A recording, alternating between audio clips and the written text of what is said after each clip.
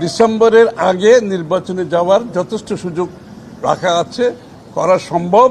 এবং এটা যদি আপনি ওপেন এন্ডেড রাখেন, এই যে সংস্কারের বিষয়টা নিয়ে ওপেন এন্ডেড খোলা রাখেন, এটা কিন্তু রং একটা মেসেজ যাচ্ছে জাতির কাছে।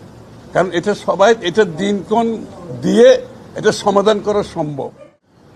আপনারা তো সবাই জানেন যে কি বিগত আন্দোলনে আমাদের 31 দফা সংস্কারের বিষয়টা আন্দোলনের অংশ হিসেবে ছিল কিন্তু, এবং আমরা সকলে যারা বিরোধী দলে আমরা ঐক্যমতের পরিপ্রেক্ষিতে কিন্তু 31 দফাটা বাস্তবায়ন করার জন্য আগামী দিনে তার রূপরেখাও দিয়েছি যে একটা জাতীয় সরকারের মধ্যে বাস্তবায়ন করা হবে। সুতরাং সংস্কারের বিষয়ে কারো মনে যদি কোনো সন্দেহ থাকে, সেটা তাদের নিজস্ব সৃষ্ট সংকট। এখানে সংকটের কিছু আমরা দেখতে পাচ্ছি না। আর একটা কথা পরিষ্কার করা দরকার, সবাই বলছে যে ঐক্যমতের পরিপ্রেক্ষিতে সংস্কার হবে, সবার প্রস্তাব জমা হয়েছে এবং সেই বিষয়গুলো বিবেচনা করে কোথায় কোথায় ঐক্যমত হয়েছে সেটা নির্ধারণ করার জন্য এক সপ্তাহ বেশি সময় লাগার কোনো কারণ নেই। এবং সেটা নির্ধারণ করে যেখানে ঐক্যমত হয়েছে সে ঐক্যমতের পরিপ্রেক্ষিতে জাতীয় সনদ সই করে নির্বাচনের দিনকাল ঘোষণা করা অত্যন্ত প্রয়োজনীয়। আর ডিসেম্বরের মধ্যেও সময় লাগার কথা আমি ব্যক্তিগতভাবে মনে করি ডিসেম্বর পর্যন্ত যাওয়ারও দরকার হয় না। ঐক্যমতের পরিপ্রেক্ষিতে আমরা সেটা সিদ্ধান্ত নিয়ে আমরা জাতীয় সনদ সই করে ডিসেম্বরের আগেও নির্বাচন করা সম্ভব। এর ডিসেম্বরের পর তো যাওয়ার প্রশ্ন আসছে না, বরং আগে করা সম্ভব। আপনারা যদি দেখেন ঐক্যমত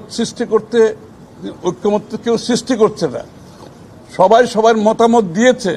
সুতরাং যে সমস্ত জায়গায় ঐক্যমত হবে সেইগুলোর শুধুমাত্র আমরা সংস্কারের মধ্যে নিয়ে আসব।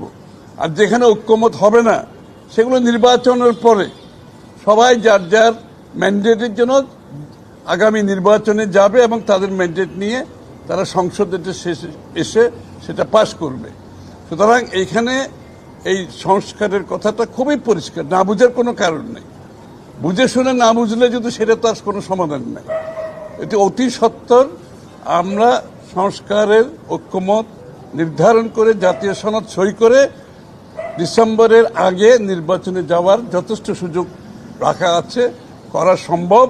এবং এটা যদি আপনি ওপেন এন্ডেড রাখেন, এই যে সংস্কারের বিষয়টা নিয়ে ওপেন এন্ডেড খোলা রাখেন, এটা কিন্তু রং একটা মেসেজ যাচ্ছে জাতির কাছে।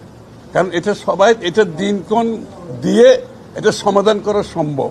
সুতরাং যত তাড়াতাড়ি সম্ভব এটা করা উচিত। আর কোনো বিষয় ছিল